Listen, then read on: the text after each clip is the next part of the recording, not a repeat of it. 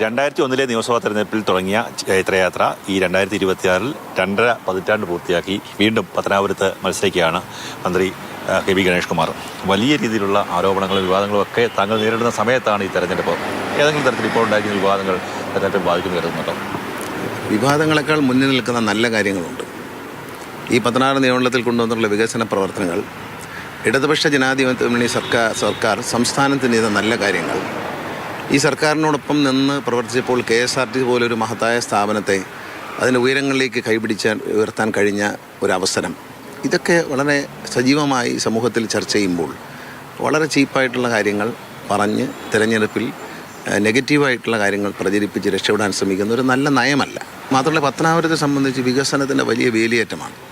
98 കോടി രൂപയുടെ താലൂക്ക് ആശുപത്രി, അതുപോലെ തന്നെ എല്ലാ 56ഓളം സ്കൂൾ കെട്ടിടങ്ങൾ, ബഹുനില മന്ദിരങ്ങൾ MLA ഫണ്ട് ഉപയോഗിച്ചും ഗവൺമെൻറ്റിൻ്റെ ഫണ്ട് ഉപയോഗിച്ചും കിഫ്ബി ഫണ്ട് ഉപയോഗിച്ചും നിർമ്മിച്ചിരിക്കുകയാണ്. മനോഹരമായ റോഡുകൾ ബോധപൂർവം ഈ തെരഞ്ഞെടുപ്പ് സമയത്തുണ്ടാക്കുന്നതാണോ? എല്ലാ തെരഞ്ഞെടുപ്പിലും ഉണ്ടല്ലോ. കഴിഞ്ഞ തെരഞ്ഞെടുപ്പ് മാത്രം വെറുതെ വിട്ടു. കാരണം അന്ന് മരിച്ചു പോകുമെന്ന് വിചാരിച്ചുകൊണ്ട് വെറുതെ വിട്ടതാണ്. കാരണം കോവിഡ് പിടിച്ച് 10-18 ദിവസം തിരുവനന്തപുരം കിംസ് ഹോസ്പിറ്റലിൽ വളരെ സീരിയസ് ആയിട്ട് കിടന്നു. അവിടെ നിന്ന് രക്ഷപ്പെട്ടു വരുമെന്ന് വിചാരിച്ചില്ല. അപ്പം വെറുതെ വിട്ടു. കാരണം വെച്ചാൽ എതിരാളി പുറത്തിറങ്ങത്തില്ലല്ലോ, അങ്ങ് തോറ്റു പോക്കോളൂ എന്ന് വിചാരിച്ചു. പക്ഷേ ആ എതിരാളി തിരിച്ചു വന്ന ഗണേഷ് കുമാർ 8 ദിവസമാണ് തെരഞ്ഞെടുപ്പ് പ്രചരണം നടന്നത്. കോവിഡ് ആയതുകൊണ്ട് ഷേക്കാൻഡ് കൊടുക്കാൻ പറ്റത്തില്ല. പിന്നെ ഇറങ്ങി ഇരുന്നു കൊണ്ട് സംസാരിച്ച്, ഇരുന്നു കൊണ്ട് വോട്ട് പിടിച്ചിട്ട് 14,000 വോട്ടിന് ഞാൻ ജയിച്ചു. അപ്പം ഞാൻ എല്ലാം ചെയ്തു എന്നവർക്കറിയാം. ഞാൻ അവരെ കൂടെ ഉണ്ടെന്ന് അവർക്കറിയാം. അവരെ കൂടെ ഞാൻ ഇന്ന് അടുത്തും അരികിലും നിൽക്കാൻ വന്നവനല്ല. പണ്ടോട്ട് ഇവിടെ ഉണ്ട്, അവരുടെ ഹൃദയത്തിലുണ്ട്. ഞാൻ എൻ്റെ സ്ഥാനം അവരുടെ ഹൃദയത്തിലാണ്, അരികിലും കയ്യാല പുറത്തൊന്നുമല്ല. ഇപ്പം LDFിൻ്റെ സ്ഥാനാർത്ഥി പട്ടിക എല്ലാം ഏകദേശം പുറത്തു വന്നു. ഇപ്പോഴും UDFിൻ്റെ പട്ടിക പുറത്തു വന്നിട്ടില്ല. RSPയുടെ 4 സ്ഥാനാർത്ഥികൾ മാത്രമാണ് ഔദ്യോഗികമായി പ്രഖ്യാപിച്ചിട്ടുള്ളത്. ആ ഒരു മുന്നേറ്റം, അതായത് തുടക്കത്തിൽ നമുക്കുണ്ടായ ഒരു എഡ്ജ് വളരെ പോസിറ്റീവായിരിക്കും അല്ലേ?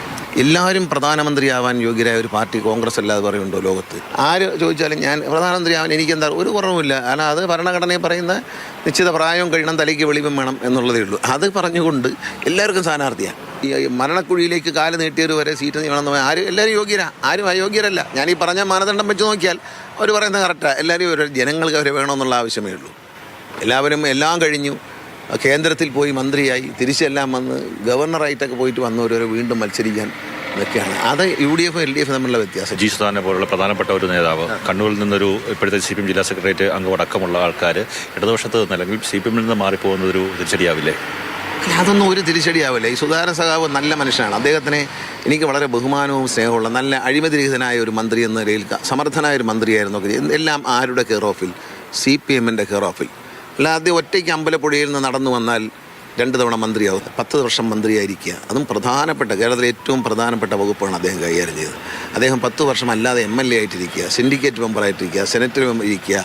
ആ എല്ലാ പൊസിഷനും SFIയിൽ നിന്ന് പാർട്ടി കൊടുത്താണ്, CPM കൊടുത്തതാണ്.